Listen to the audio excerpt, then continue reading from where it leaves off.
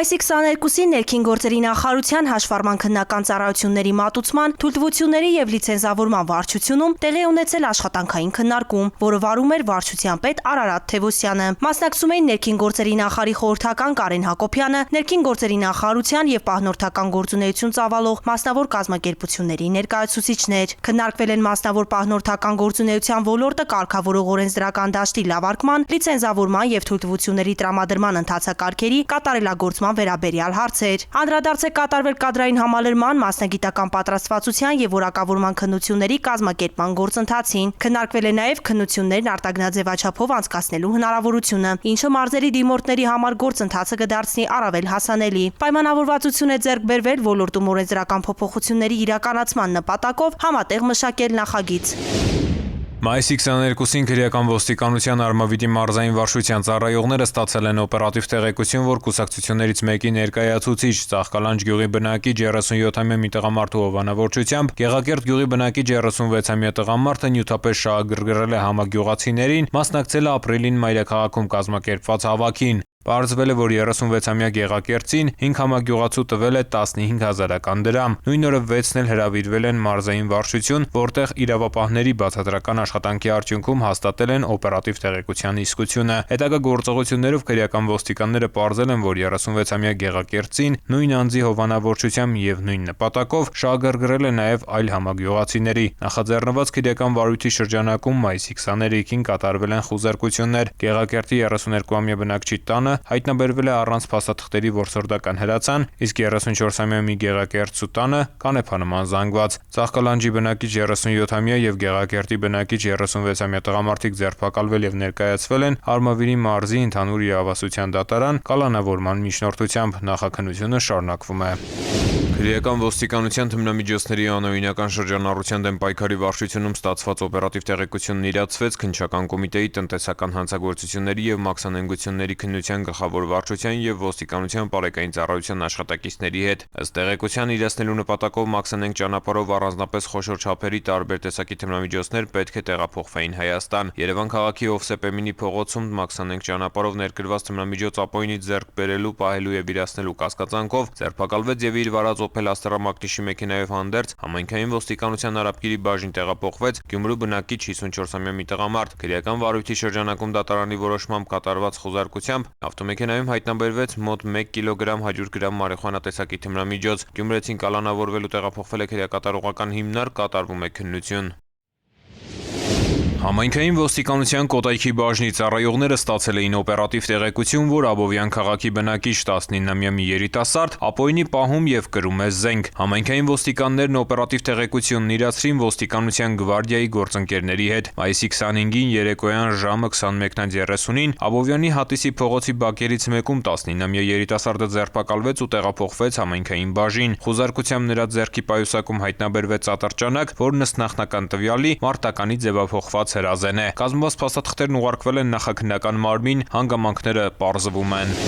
Ներքին գործերի նախարարության փրկարար ծառայությունը պարբերաբար իրականացնում է անձնակազմի կարողությունների եւ հմտությունների զարգացմանն ուղղված վերապատրաստումներ ու տակտիկական ուսումնավարժություններ։ Հերթականը Սյունիքի մարզում էր։ Ուսումնավարժանքի նպատակը արտակարգ իրավիճակներում արձագանքման արդյունավետությունը ստուգելն ու փրկարարական ծառայողների կարողությունները կատարելագործելն էր։ Ըստ սցենարի կապանից մոտ 10 կիլոմետր հեռավորության վրա տեղի է ունեցել վթար, վնասվել է Զանգեզուրի պղնձամոլիբդենային կոմբինատի հիմնական պոչատար խողովակը։ Րոպեների ընթացքում դեպքի վայր են ժամանել կոմբինատի մասնագետներն ու փրկարար ծառայության ստորաբաժանումները։ Գործողությունները հստակ էին եւ համակարգված։ Հերթափոխի վարպետն անմիջապես տեղեկացնում է կենտրոնական հերթափոխին, պոչանքի հոսքը վերահղվում է դեպի պահուստային 720 մմ տրամաչափի վթարային խողովակաշարեր, իսկ վնասված հատվածը դատարկվում է հատուկ վթարային ավազանում։ Սկսվում են վթարավերականգնողական աշխատանքները։ Արդյունավետ աշխատանքի հիմքում յուրաքանչյուր աշխատակցի հմտությունն ու զգոնությունն է։ Ներքին գործերի նախարարության փրկարար ծառայության Սյունիքի մարզային փրկարարական վարչության բնակչության պաշտպանության բաժնի պետ Արմեն Ավագյանի խոսքով նման ուսումնավարժանքները չափազանց կարևոր են, քանի որ օգնում են աշխատակիցներին ճիշտ կողմնորոշվել արտակարգ իրավիճակներում, ապահովել արագ ու արդյունավետ արձագանք, կանխելով հնարավոր բնապահպանական ռիսկերը։ Տարվա կտրվածքով նախատեսում ենք ուսումնավարժություններ, դասախոսություններ Զանգեզուրի պղնձամոլիբդենային կոմբինատի աշխատակիցների հետ, ինչպես նաև ամենօրյա ռեժիմով կապ ենք հաստատում այդ ձեռնարկության համապատասխան ստորաբաժանումների հետ, հարկ եղած դեպքում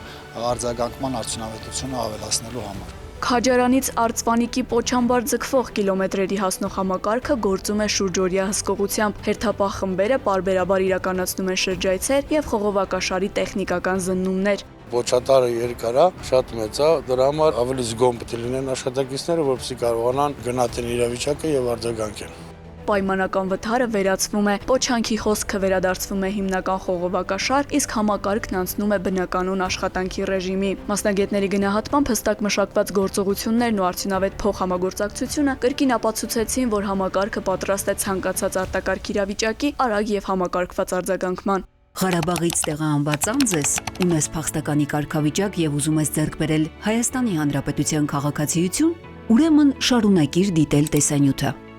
Այս թվային հարթակը ստեղծված է, որպիսի գործընթացը լինի հնարավորինս հարմար։ Համակարգն առաջարկում է գրանցման 4 ընթացակարգ։ Փախստական տարբերակն ընտրում ես, եթե Ղարաբաղից տեղահանված անձ ես, չունես որևէ երկրի քաղաքացիություն եւ ունես 0.70 ծածկագրով անձնագիր։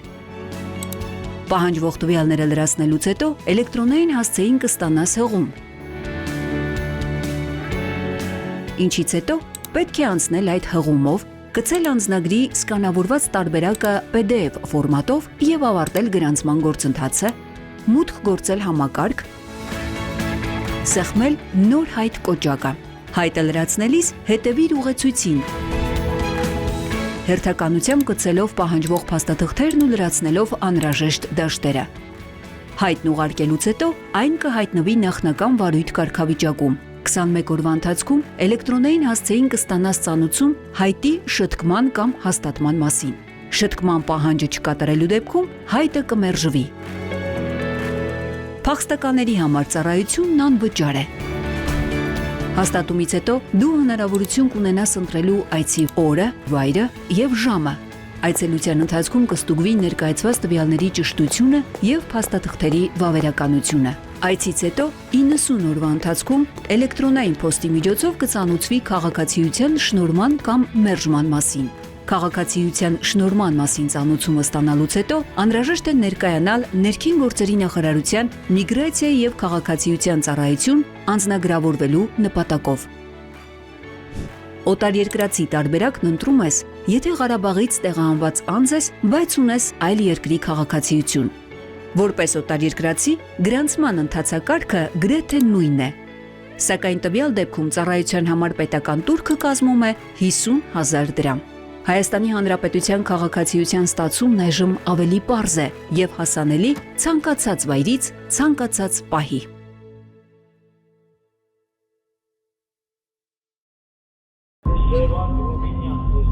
Մեկ-մեկ-2 բարև ձեզ, լսում եմ։ 1-1-2 լսում եմ ձեզ։ Քաղաքը նշեք։ Բարի շնորհակալություն, ընդունեցեք։ Ազանգ ունեն քաղաքացուն օգնություն անհրաժեշտ Մաշտոցի պողոտայով։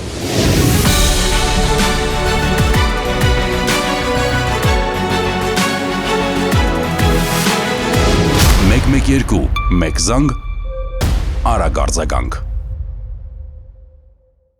Գործարկվել է Ներքին գործերի նախարարության ոստիկանության պաշտոնական նոր կայքը police.mia.gov.am-ը։ Ժամանակակից սկզբունքներով եռալեզու կայքը համապատասխանում է Հայաստանի Հանրապետության հանրային ծառայությունների թվայնացման սկզբունքներին, գործում է անպայման տիրույթում, արագագործ է եւ ծավալուն։ Տեխնիկական լուծումների արդյունքում կայքում գործում է նաեւ Եվրոպական միության ստանդարտներին համապատասխան ալգորիթմ, որի շնորհիվ այն հասանելի է նաեւ սահմանափակ կարողություններ ունեցող անձանց։ Կայքը հասանելի կլինի որոնման տարբեր համակարգերով, այլ երկրներում, ինչպես նաև հարմարեցված է տարբեր սարքավորումների էկրանների չափերին։ police.mia.gov.am-ը համահունչ է Ներքին գործերի նախարարության ոստիկանության օպերատիվ գործառույթներին։